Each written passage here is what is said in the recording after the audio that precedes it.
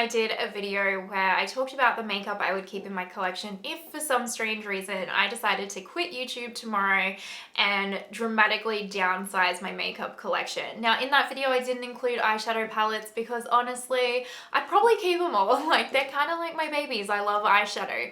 But a few of you had some complaints, which I knew that you would. That's fair. So I thought what I would do is, if I could only keep 10 eyeshadow palettes out of my collection, what 10 would they be? So that's what we're doing today, 10 eyeshadow palettes out of my collection that I could keep out of all of them, which I think I have almost 80 off the top of my head, maybe a little bit more.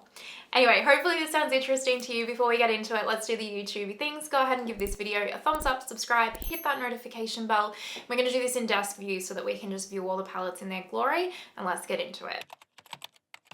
So if I could only keep 10 eyeshadow palettes, here is what I would keep. And if I'm honest, this was surprisingly easy for me. I knew straight away the palettes that I wanted to keep. I instantly pulled the palettes that I just straight away came to mind and pulled them out and just saw how many I had.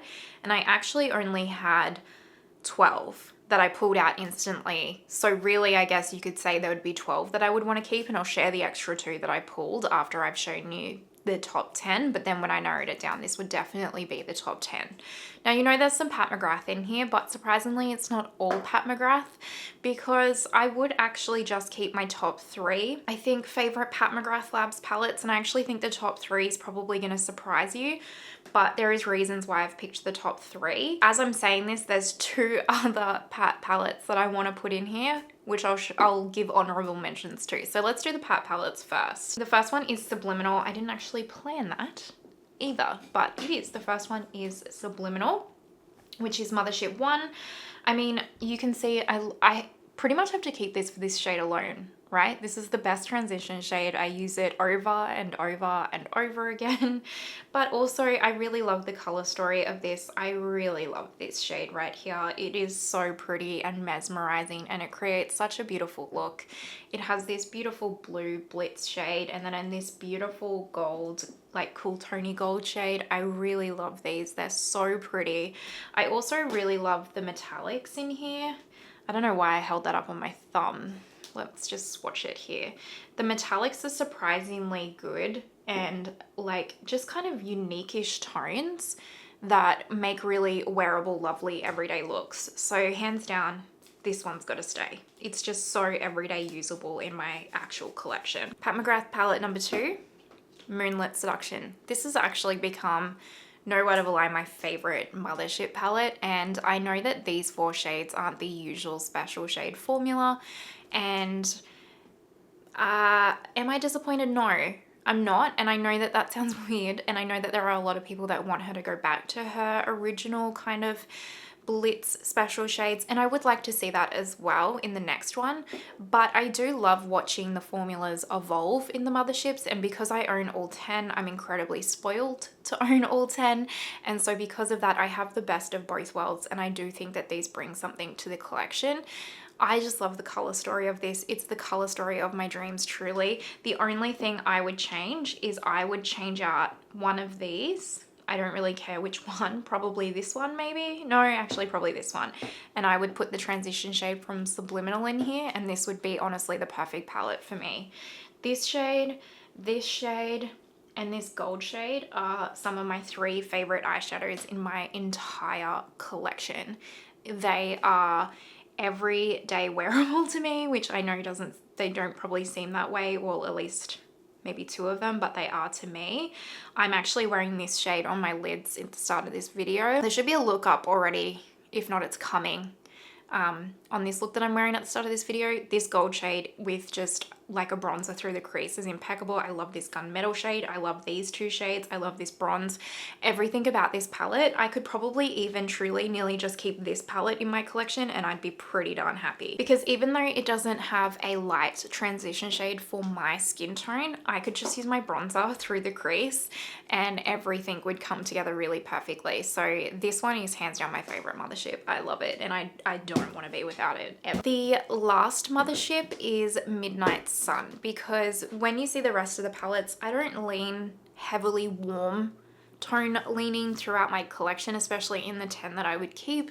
And this is quite warm toned, at least with these transition shades and this copper. So I need some kind of warm tones in there just to cover off on it.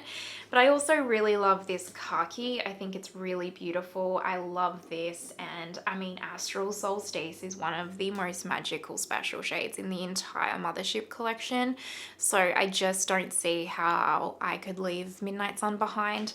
Midnight Sun is also the first Mothership palette that I ever brought into my collection. It is the palette that started my entire love affair with Pat McGrath Labs, and so this one will always hold such a special place in my heart. There's just no way I could leave it behind, you know. I do need to give 2 honorable mentions to Divine Rose 1 and also Sublime. Sublime for the green and the pink. I just love them, those shades so much. And also Divine Rose 1 because that palette is truly impeccable.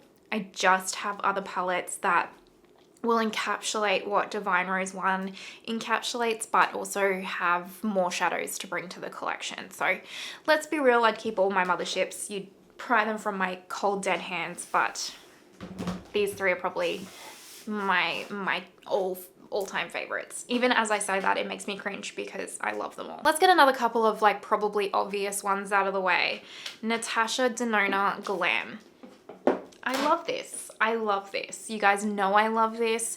This is such an everyday palette for me. It covers off on everything. It's cool tone leaning. I've got transition shades, darkening shades. I've got some pinks, some gunmetals. I've got some cool tone golds, some like grungy bronzes.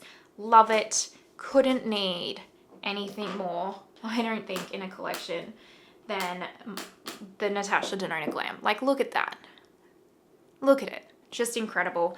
The formula for Natasha Denona is just absolutely stunning. I truly love it and I get so much use out of this palette, so she's got to stay. The next Natasha Denona palette that's got to stay is Retro. I love Retro. If you have been around here for a hot little minute, you will have heard me say over and over again that these kind of cool tony mauves, they just suit me. And they do, they just suit me. But also you have Mod and Go-Go and Amara and Patty, and they're just stunning. I love the tones. I feel like it's this cool tone purple berry palette of my dreams. I love it. It's surprisingly everyday wearable. And I think having Glam and Retro together kind of encapsulates a lot of what Divine Rose 1 is trying to encapsulate or does, but it kind of gives you an expansion of options. So I would rather keep these 2 than have Divine Rose 1 personally, even though they do have those Pat McGrath Labs special shades. I just like the options in here more. And also, I mean, Natasha Denona is just as equally and special in its own right, in her own rights. So yeah. Honorable mention does go to the Bieber palette. I did have the Bieber palette pulled out, and the only reason why I put it back was because I find that the first 5 palettes that I pulled, the 3 Pat and the 2 Natasha, to just be more special. And the next 5 palettes that I've pulled, I also find to be like more special than the Bieber palette. Not in terms necessarily of quality, but just in terms of like color story. So let's do the next brand that I have more than one of. So that is Tom Ford. Now the first Tom Ford quad that I hands down would keep is Metallust. This is that new formula that he released last year, and this quad is so hard to get a hold of. If you see it anywhere, just go ahead and grab it. Don't even question it. It really is that good. It's such a beautiful, look at that. Ooh. Honestly, I could nearly just even keep this if I'm being completely transparent. It's so beautiful. It's like, just Metallust is the perfect name for it. This formula is stunning from Tom Ford. I wish he'd release more quads in this formula. The mattes are really good quality. You can create just some really simple, fuss-free, easy, beautiful, stunning, chic looks with this. So keeping. And then I'm pretty sure most of you will also know which one this is. This is the Rose Topaz Cream Quad. I use this such a ridiculous amount, more than you could like assume I would. All mainly for this shade right here, but also these shades are just so pretty. The quality of this cream quad, while when you look at it, just does not look special at all. It is amazing, honestly. And this shade right here, this one, all over the lid, with any lip color, looks truly impeccable. And this cream formula is so easy to use. It doesn't crease on hooded eyes. It's long wearing. It's blendable. It's just a really effortless, chic quad, and I absolutely adore it. Like, I can't stress enough. And the looks that I create, I always get compliments with this quad, so I have to keep it. So the next three are just single brand palettes that I just simply adore, and this next one I think you would probably also guess. It's the Viseart Cashmerie palette. This is the palette that I wore on my wedding day. I really love it. I think it's beautiful. It's kind of one of those palettes that's a bit unassuming because the formula in here, the metallic formula, it's more like a satin. It's not like something that's going to blow you away like the Natasha Denona metallic formula or the Pat McGrath Labs one, but it's just so effortless and beautiful, and it really is perfect for an everyday makeup wearer. The mattes in here, so blendable, so creamy, so lovely. It's in a palette that you can count on through thick and thin. It really is. That's the Viseart formula. It's not until you kind of use this formula or this like palette every day that you just realize how stunning and reliable it truly is. So I hands down will keep this. I love the color story of it. It's so wearable, and yeah, I have to have a Viseart palette in my collection. The formula is just too good. Next up we have the Nars Climax palette. Now I picked this one up recently on my trip to the US. I found it in Nordstrom Rack, and thank God, because I missed the boat when everyone was raving about this palette last year. I for some reason thought I didn't need it and talked myself out of it, and good Lord am I glad that I found this, because this has got to be one of the best palettes ever. Like, the quality is so good. The color story is impeccable. I truly love this. I truly love it. It is, look at that. Just look at it.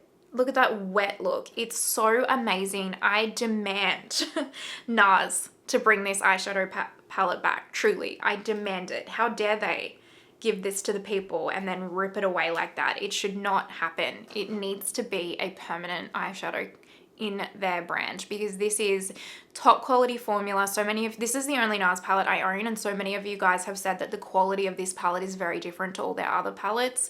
I don't know if that's true or not, but that's just the feedback you guys have given me. This is amazing. The formula is impeccable. The metallics are like creamy metallics. The color story is awesome.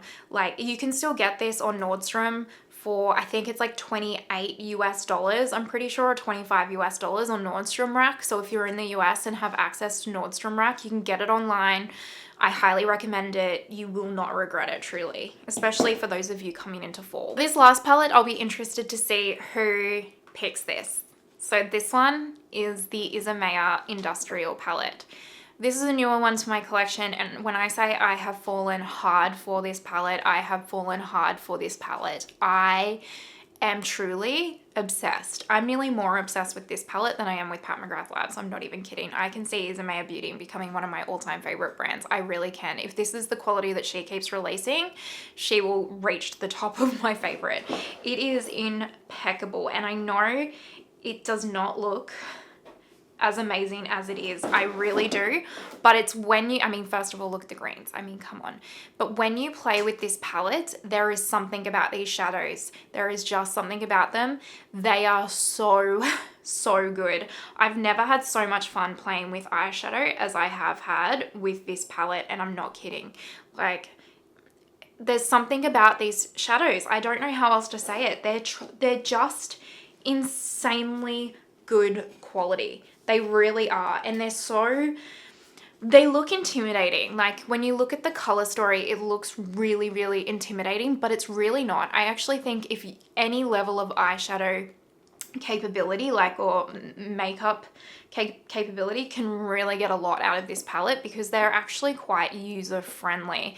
You can use every single one of these as like a one and done shadow. They work really well in conjunction with each other. They work really well with your fingers. Like, they just overall are really easy shadows to use, but they have this crazy high impact, or this really unique texture that just brings something so incredible to an eye look. It's very hard to explain. I highly recommend looking at my 5 Looks 1 palette if you haven't seen it already for this one, because I could have just kept creating look after look after look in that video, because this is just such an inspiring palette to me. So yeah, this is hands down staying. Like this was the first palette, I'm not even kidding, that I grabbed out of my drawer when I was thinking about the 10 that I would keep out of my whole collection. This is the first palette I grabbed, and it would probably be like the first palette I would grab to just keep out of all of them, even over Pat McGrath Labs, because I don't know what it is about this, but I freaking love it. So these are the 10 eyeshadow palettes that I would keep in my collection if I had to get rid of them all.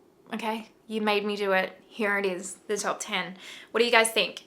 Is this the top 10 that you would have thought of for me when you saw the title of this video? Like, were you like instantly, I know exactly which top 10 eyeshadow palettes she's keeping?